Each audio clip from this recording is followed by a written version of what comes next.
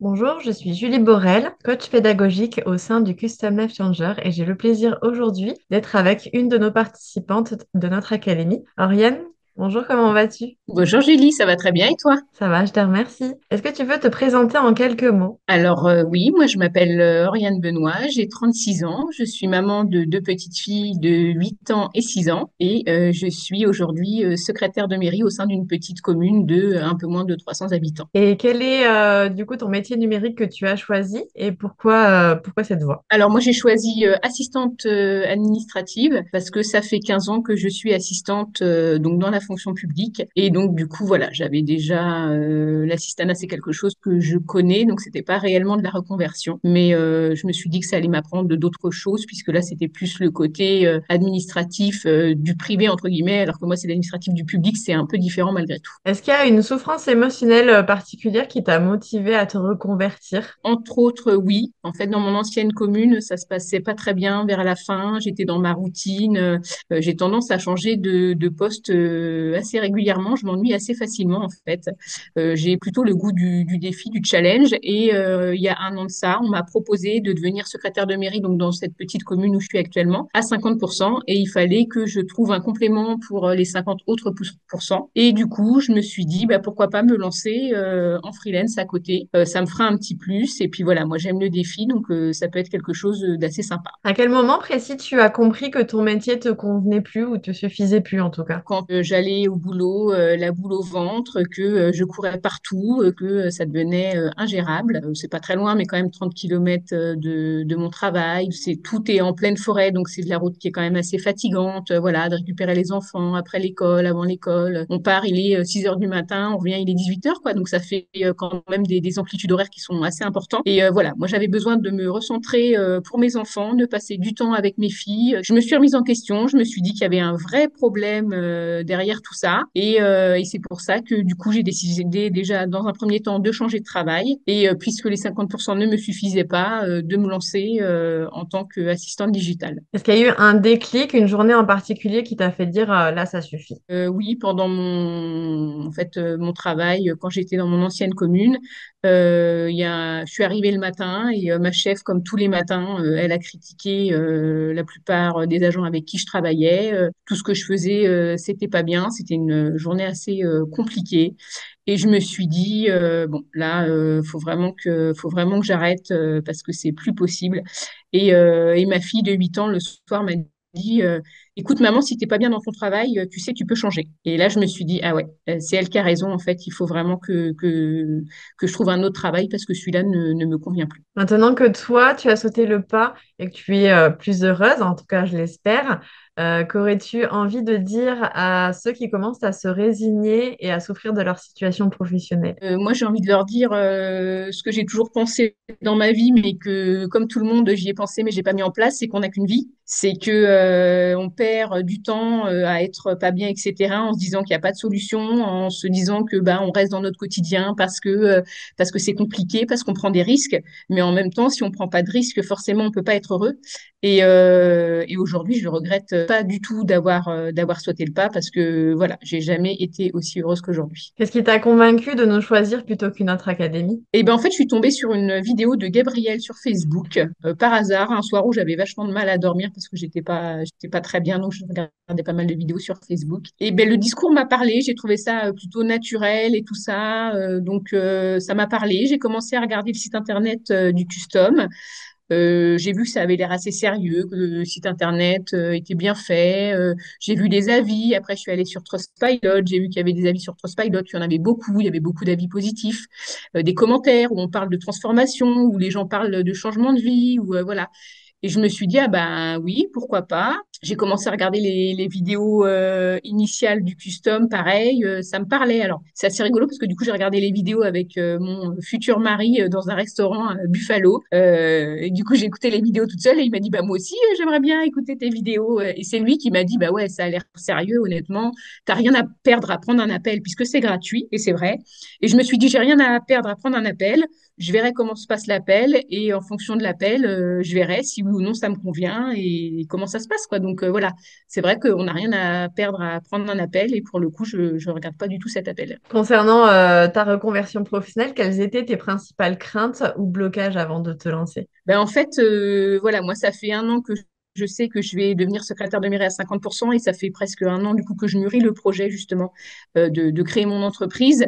Et ça fait un an que j'ai pas, enfin pendant plusieurs mois, j'ai pas sauté le pas, hein. C'est mon conjoint qui m'a dit, mais là, j'ai dit là, financièrement, il va falloir que je fasse de l'intérim. Il m'a dit non, tu voulais monter ta boîte, monte ton truc, pourquoi tu perds du temps? Eh ben, parce que oui, j'avais peur que ça fonctionne pas, parce que je me suis dit qu'il y avait de la concurrence, parce que autour de moi, beaucoup de gens me disaient, oh là là, tu sais, l'entrepreneuriat, c'est pas pareil, tu n'auras pas de retraite, les revenus ne sont pas fixes, il faut beaucoup travailler pour avoir du rendement. Enfin, voilà. Donc, forcément, l'entourage ne nous aide pas en général à sauter de pas, hein, faut se le dire. Et voilà, heureusement, j'avais mon conjoint qui m'a dit, mais de toute façon, si tu n'essayes pas, tu ne sauras pas. Et là, ça peut être que du plus. Donc, du coup, je me suis dit, oui, il a raison, il faut que je me lance. Voilà. Mais c'est vrai que ouais, les craintes, c'est ça, c'est que ça fonctionne pas en fait. C'est qu'on se dise que on fait ça pour rien parce que finalement, ça marche pas derrière et puis que c'est un échec. Et puis je pense que c'est humain d'avoir peur de l'échec. Du coup, on parle de l'humain. À quel point justement l'accompagnement humain et à la communauté ont-ils pesé dans ta décision de nous rejoindre? C'est à tous les points en fait. Je pense que c'est la plus grosse partie de cette formation. C'est ce qui m'a apporté le plus. C'est ça, c'est la communauté. C'est dès le premier appel avec Mila, quelqu'un de sincère, quelqu'un de vrai qui raconte son histoire. Au bout de 45 minutes à raconter ma vie, je finis en pleurs parce que je me dévoile à elle complètement. Parce que j'ai tout de suite confiance en elle et parce que je sens que je peux lui dire les choses pour qu'elle comprenne la situation et que Mila qui me connaît pas, elle pleure en même temps que moi, quoi. Voilà, c'est des gens, voilà, c'est des gens vrais, c'est des gens qui ont des vraies valeurs, qui nous écoutent vraiment avec une vraie écoute. Et je trouve que c'est le plus important. Et justement, par rapport à tout ça, est-ce que tu t'es pas juste dit à un moment donné, c'est pas possible, ça n'existe pas, c'est trop parfait. Ah bah si, à chaque moment, je me suis dit ah ouais non mais enfin là c'est bizarre quand même, enfin c'est curieux, ça me paraît enfin si ça marche c'est vraiment ça, mais est-ce que vraiment ça va marcher? Si à chaque appel parce que chaque personne qui me contactait avant l'appel, après l'appel c'était toujours des gens hyper enjoués, hyper contents, qui disaient qu'ils avaient réussi, qui gagnent excessivement bien leur vie et tout ça. Et je me disais, bah non, mais c'est trop parfait, en fait, qu'ils disent ça, mais enfin, c'est du vent, en fait, c'est pas possible. Donc, si, à chaque moment, quasiment. Depuis septembre 2024, justement, on a lancé la version 4 de notre accompagnement, qui s'appelle l'expérience, avec plus de coaching, des challenges motivants, des récompenses pour les contrats signés, des gamifications pour rendre la reconversion plus fluide et plus agréable.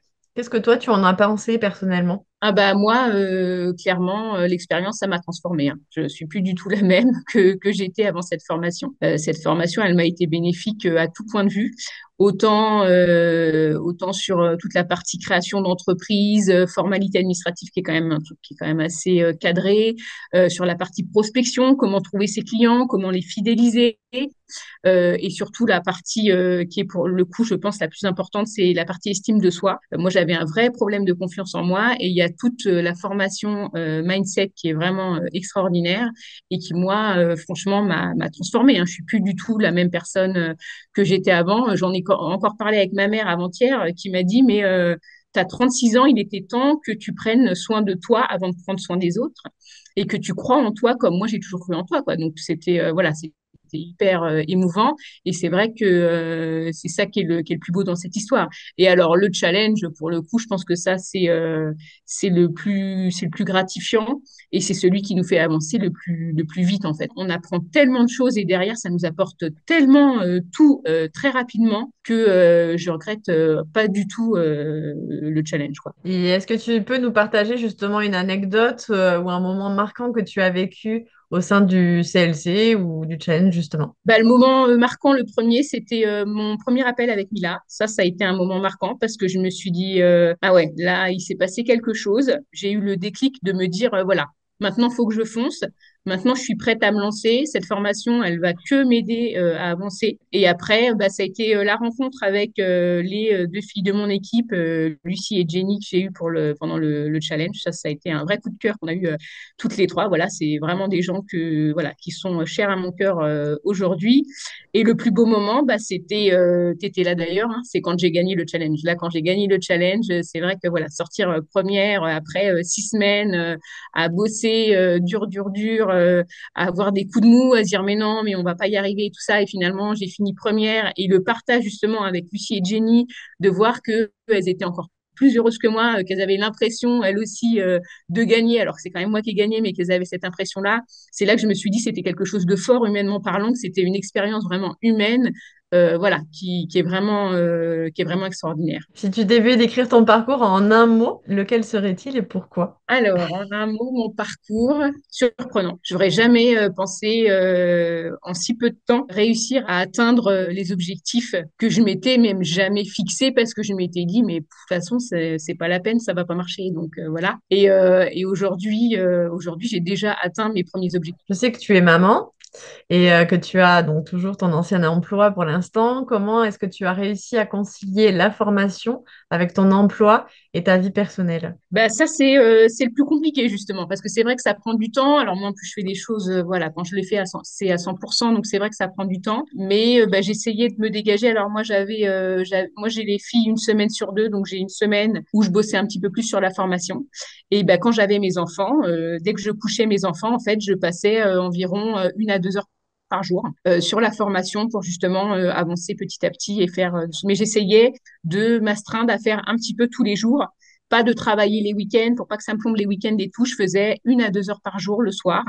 Et du coup, je pense que c'était quand même un petit peu moins prenant que quand on fait un week-end complet, voilà, où en plus on passe pas de temps avec sa famille et tout. Je pense que c'est important de garder le rythme malgré tout. Et moi, je faisais comme ça. Moi, je faisais 1 à 2 heures par soir à peu près. Du coup, on parlait de tes objectifs tout à l'heure. Où en es-tu aujourd'hui par rapport à tes objectifs initiaux? Finalement, tu les as complètement dépassés. Bah oui, oui. Moi, j'ai eu mon premier contrat très rapidement. 2 semaines après le début de la formation, j'ai eu mon premier contrat parce que c'était quelqu'un que je connais. Enfin, c'était par le biais de quelqu'un que je connaissais, en fait. Voilà. Donc, bah, aujourd'hui, j'ai ouvert ma boîte là début mars. Et là, je vais faire ma première facturation là à la fin du mois, autour des 800 euros, hein. Donc, je pense que pour un premier mois, c'est franchement, enfin, honnêtement, je pensais pas du tout. Je pensais pas du tout. Et voilà, c'est juste une première mission de clients qui savent déjà qu'ils vont me donner des missions supplémentaires. C'est 2 contrats que j'ai signés sur du long terme en plus. Donc, j'ai déjà 2 clients sur du long terme, voilà, alors que je viens tout juste d'ouvrir la boîte. Et j'ai d'autres potentiels clients qu'il faut que je recontacte, qui vont certainement me donner aussi des missions. Donc, pour le coup, oui, en effet, j'ai carrément dépassé mes objectifs, quoi. Du coup, au jour d'aujourd'hui, combien tu as de contrats exactement? Eh ben, aujourd'hui, j'en ai 2 à long terme et j'en ai 3 en one shot, on va dire, voilà, où c'est des missions ponctuelles, assez particulières, entre guillemets, et 2 potentiels contrats. Comment est-ce que tu as fait pour trouver tes clients? Alors, moi, c'est principalement sur mon réseau personnel. Voilà, parce que comme je suis assistante depuis 15 ans, c'est vrai que beaucoup de gens me connaissent, savent comment je travaille, etc. Donc, bah, c'est du bouche à oreille, en fait. Les gens parlent de vous et ça peut aller très, très vite comme ça. Quand on fait tout de suite bonne impression, c'est vrai que bah, après, en fait, ça va vite, mais moi, depuis que j'ai fait la formation, maintenant, je dors, je bois avec l'esprit de mon entreprise, à en parler à tous les gens que je croise. L'autre fois, bah, j'étais à la matinée des sciences à l'école maternelle. Il y avait une dame qui parlait de travaux qu'elle allait faire dans sa maison.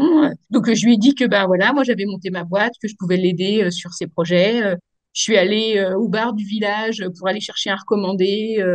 J'ai fait connaissance avec des gens et du coup, bah, j'ai demandé si je pouvais donner ma carte de visite. On m'a dit pas de souci. Et la responsable du coup du bar m'a dit, mais nous, on doit faire des travaux. Est-ce que vous seriez prête à nous aider à faire le dossier? Voilà. Donc voilà, un cappuccino, ça rapporte un contrat, c'est merveilleux.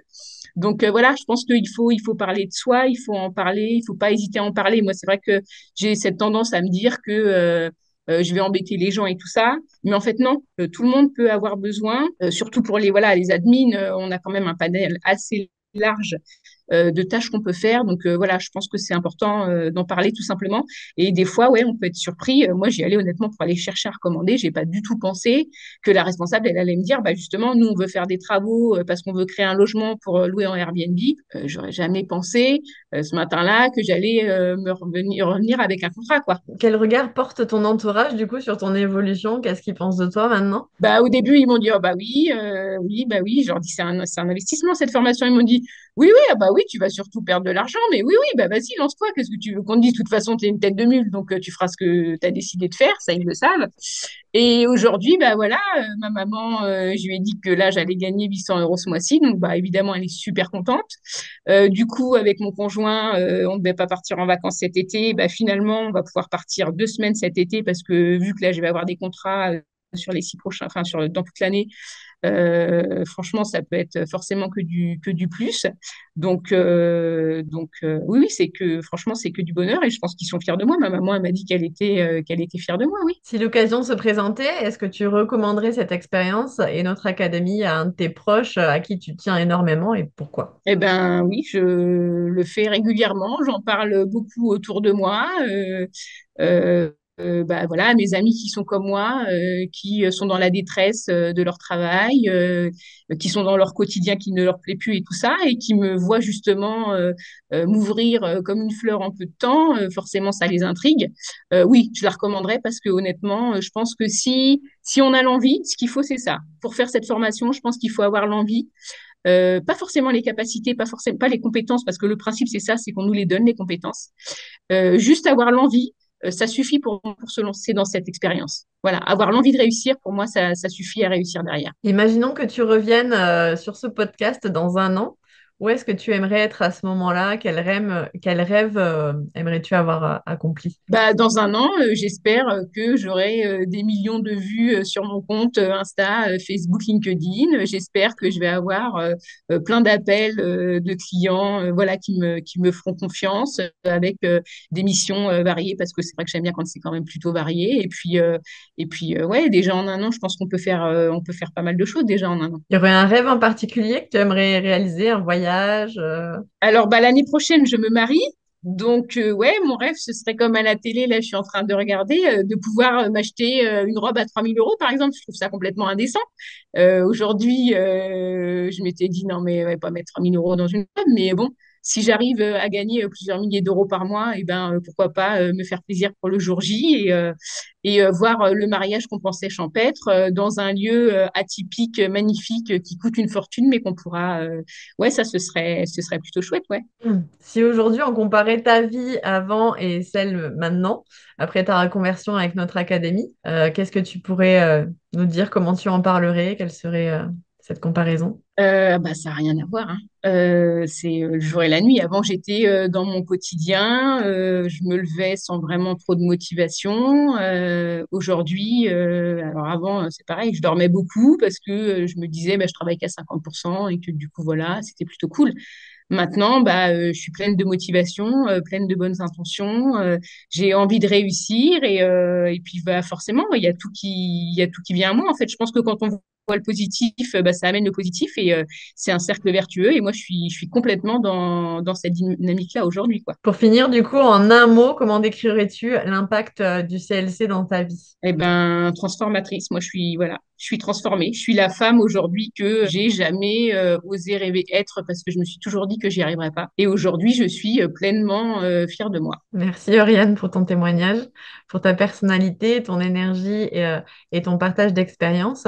Ton retour va inspirer et motiver la prochaine promotion de notre académie. Tu peux être fier de tout ce que tu as accompli et continue d'apporter 100% de ton énergie et du sens dans tout ce que tu fais. À très bientôt. Merci à toi, Julie. Bonne journée, à très bientôt.